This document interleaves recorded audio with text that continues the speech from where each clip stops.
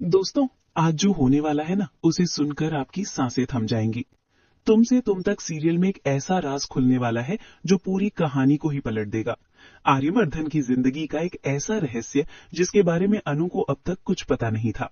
तो बने रहिए हमारे साथ, क्योंकि आज की कहानी है बेहद रहस्यमयी और दिल को छू लेने वाली। तो दोस्तों, कहानी शुरू होती है ऑफिस से। एक बिल्कुल सामान्य सा दिन। अनु अपने काम में बिजी है, कंप्यूटर पर कुछ फाइलें सर्च कर रही है। लेकिन दोस्तों, किस्मत को कुछ और ही मंजूर था। अचानक अनु की नजर कंप्यूटर में एक पुरानी फाइल पर पड़ जाती है।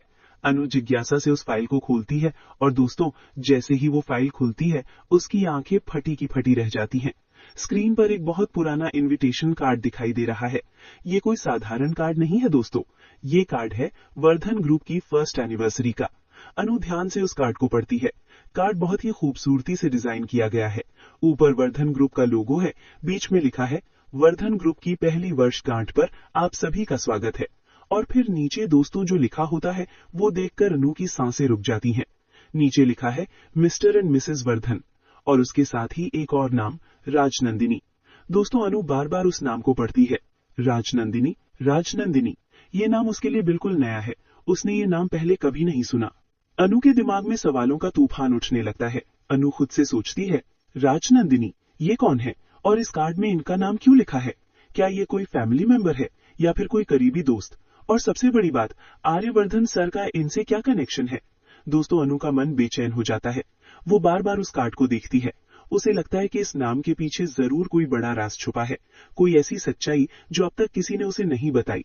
अनु सोचती है, मुझे इस बारे में जानना होगा। राजनंदिनी कौन है, ये मुझे पता करना ही होगा। शायद ये किसी बड़ी सच्चाई की चाबी हो। अब दोस्तों, अनु अपनी जिज्ञासा को रोक नहीं पाती। वो तय कर लेती है कि उसे इस बारे में पता लगाना ही होगा। लेकिन किससे पूछें? आर्यवर्धन से सीधे पूछना ठीक नहीं लगता, क्योंकि अगर ये कोई संवेदनशील मामला है तो शायद आर्यवर्धन बुरा मान जाए। तभी अनु को याद आता है कि कार्ड में एक और डिटेल थी, राजनंदिनी आश्रम। जी हाँ दोस्तों, उस कार्ड में राजनंदिनी आश्रम का भी जिक्र था। अनु सोचती है, अगर ये आश्रम है तो वहां जरूर कोई होगा जो मुझे इस राजनंदिनी के बारे में बता सकता है। अनु अपना फैसला कर लेती है, उसे उस आश्रम में जाना होगा। वो जल्दी से अपना काम समेटती है और ऑफिस से निकल जाती है।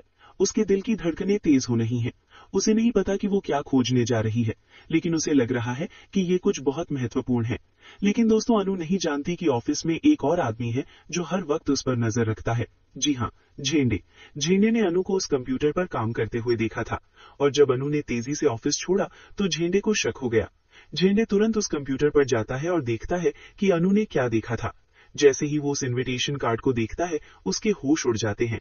झेंडे समझ जाता है कि अनु को राजनंदिनी के बारे में पता चल गया है। झेंडे घबराते हुए तुरंत अपना फोन निकालता है। उसके हाथ कांप रहे हैं। वो आर्यवर्धन को कॉल करता है।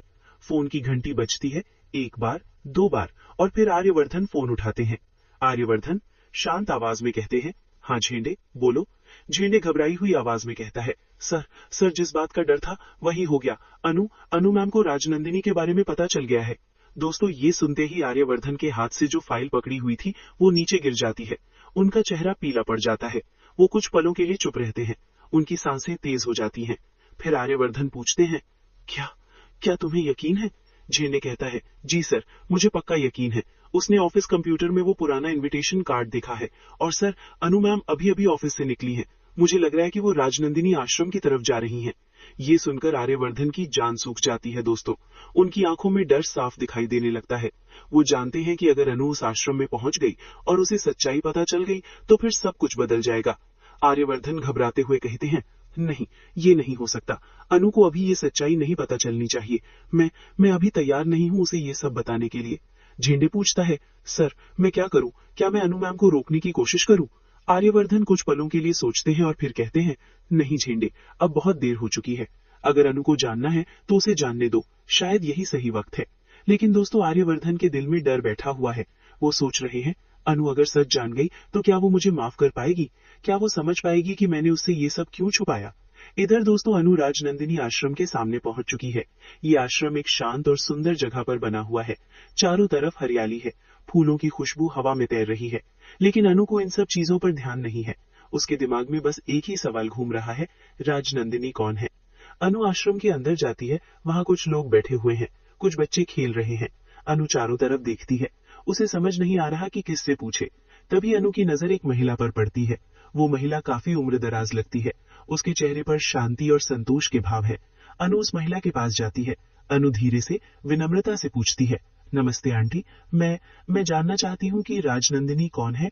वो महिला अनु को देखती है। उसकी आंखों में कुछ पलों के लिए हैरानी आती है। फिर वो मुस्कुराती है और कहती है, बेटा, तुम राजनंदिनी के बारे में जानना चाहती हो, ठीक है, तुम खुद ही जाकर देख लो। मंदिर में उनकी फोटो लगी हुई है, वहां जाओ और उनकी फोटो देखो, शायद तुम्हें सब समझ आ जाएगा। अनु उस महिला का धन्यवाद करती है और मंदिर की तरफ बढ़ने लगती है। उसके कदम धीमे हो जाते हैं दोस्तों। उसके दिल की धड़कनें तेज हो रही हैं। उसे नहीं पता कि क्यों, लेकिन उसे लग रहा है कि जो भी वो देखने जा रही है वो उसकी जिंदगी बदल देगा। अनु मंदिर के करीब पहुंचती है। मंदिर के अंदर धूप दीप की खुशबू आ रही है। घंटियों की आवाज गूंज रही है। अनु अंदर जाती है और चारों तरफ देखती है। और फिर दोस्तों, अनु की नजर दीवार पर लगी एक बड़ी सी फोटो फ्रेम पर पड़ती है। वो फोटो फ्रेम थोड़ी ऊंचाई पर लगा हुआ है। अनु उसकी तरफ बढ़ती है, लेकिन जैसे ही अनु उस फोटो के पास पहुंचती है, उसके होश उड़ जाते हैं। दोस्तों, वो फोटो जल चुकी है। आग लगने की वजह से पूरा फ्रेम काला हो गया है। राजनंदिनी का चेहरा बिल्कुल साफ नहीं दिख रहा, सिर्फ धुंधली सी आकृति दिख रही है। अनु को बहुत निराशा होती है। वो सोचती है, अरे नहीं, ये फोटो तो जल चुकी है, अब मैं कैसे जान पाऊंगी कि राजनंदिनी कौन है। लेकिन फिर भी अनु उस फोटो को घूरती रहती है।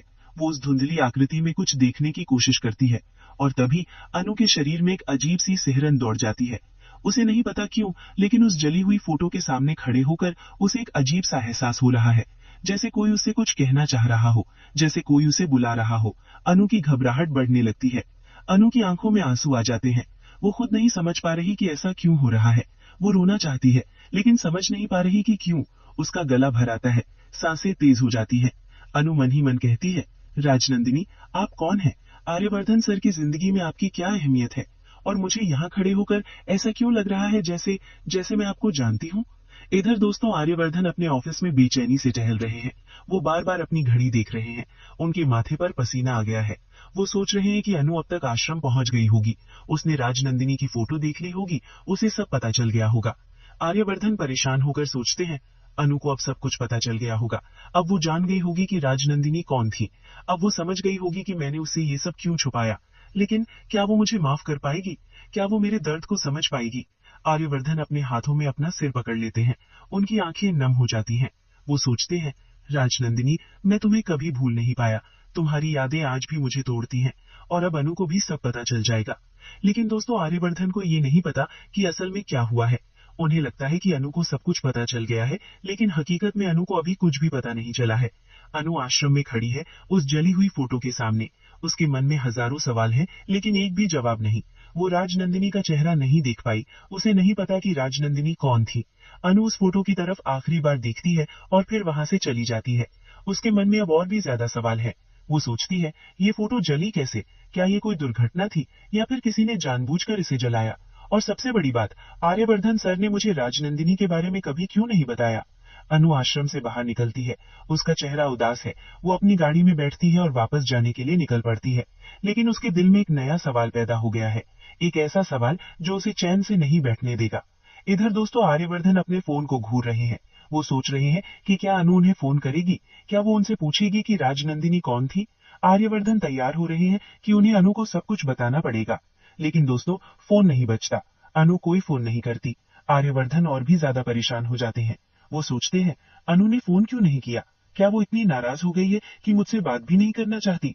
अब दोस्तों, यहाँ से कहानी और भी दिलचस्प हो जाती है, क्योंकि अनु को तो सच्चाई पता नहीं चली, लेकिन आर्यवर्धन को लग रहा है कि उसे सब कुछ पता चल गया है।